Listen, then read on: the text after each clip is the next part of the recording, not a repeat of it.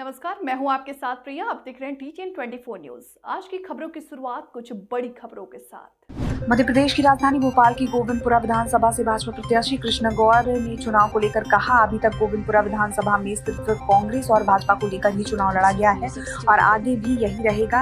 अपने सामने वाले कैंडिडेट को कमजोर न समझते हुए पूरी तरह से तैयारी में लगी कृष्ण गौर आम आदमी पार्टी का जिक्र करने पर कृष्ण गौर ने कहा कि ऐसी कई पार्टियां आती हैं, लेकिन ये चुनाव है। कृष्ण गौर ने जब सवाल किया गया इनसे कि मध्य प्रदेश में हर वर्ग यहाँ धरने पर बैठा हुआ है, वहाँ दूसरी बता दें कि उन्होंने कहा कि वहाँ दूसरी ओर आप विकास की बात कर रही हैं। भाजपा सरकार में स्वास्थ्य संविदा कर्मचारी किस नगर निगम सभी के जहां एक तरफ धरने पर चल रहे थे, वहीं आज चुनाव में कैसे उनसे मुकाबला करेगी। इतना ही नहीं, कृष्ण गौर का एक वीडियो भी वायरल हो रहा था जिसमें उनका चुनाव प्रचार करने वार्ड के अंदर ही नहीं घुसने दिया जा रहा था। इस तरह का वीडियो जो है उनका वायरल हुआ था।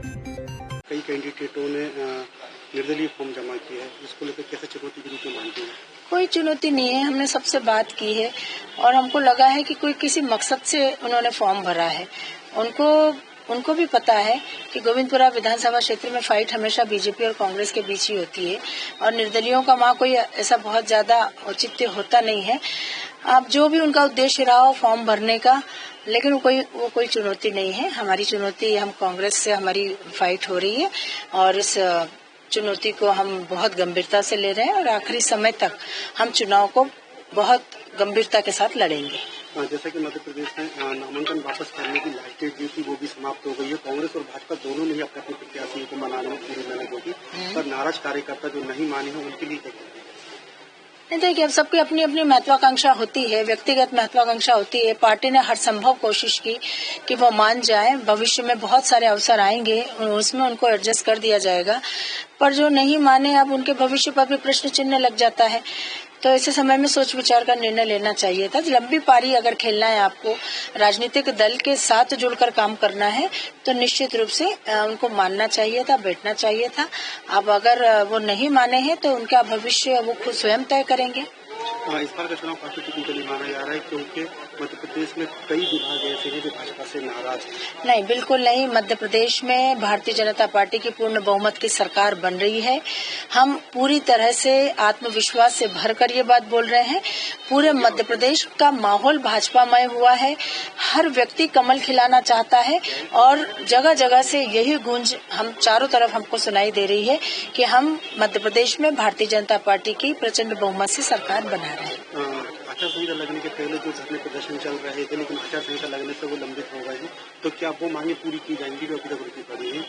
स्वास्थ्य संविदा नहीं, जो हो सकता है वो तो निश्चित रूप से माननीय मुख्यमंत्री जी ने भी, हमारी सरकार ने भी उनको विश्वास दिलाया था कि जो मांगे पूरी हो सकती है वो तो निश्चित रूप से पूरी करेंगे। अब कुछ मांगों में हो सकता है कि कुछ प्रशासनिक बाधाएं या कुछ वैधिक बाधाएं आ रही होंगी। वो विधिक बाधाओं को देखते हुए उसका सॉल्यूशन निकालेंगे, कोई ना कोई हल निकालेंगे।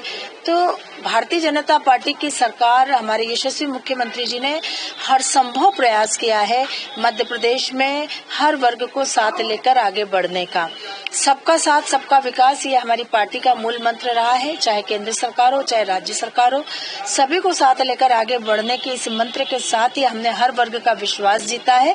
और आज गर्व के साथ ये कह सकती हूँ कि मध्य प्रदेश में हमारे यशस्वी मुख्यमंत्री श्री शिवराज सिंह जी चौहान के नेतृत्व में हर वर्ग विकास की मुख्य धारा से जुड़ा है, जिसका लाभ इस चुनाव में हमें निश्चित मिलेगा। अभी तक भाजपा का गढ़ कहे जाने वाली विधानसभा मानी जाती है गोविंदपुरा, जिसमें अभी तक सिर्फ भाजपा और कांग्रेस के ही बीच फाइट होती नजर आई थी, लेकिन इस बार एक तीसरी पार्टी उसमें सामने नहीं, जिसे आम आदमी पार्टी कहते हैं।